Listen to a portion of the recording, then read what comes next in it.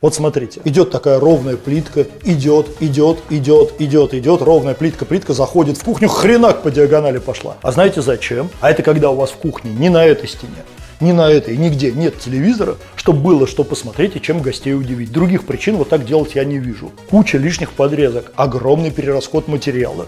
Никакой красоты, еще вот так вот темные плитки в случайном порядке натыкали. И это все называется как? Правильно, дизайн. Именно поэтому все, что связано с укладкой плитки, нужно доверять мастерам земсбазы.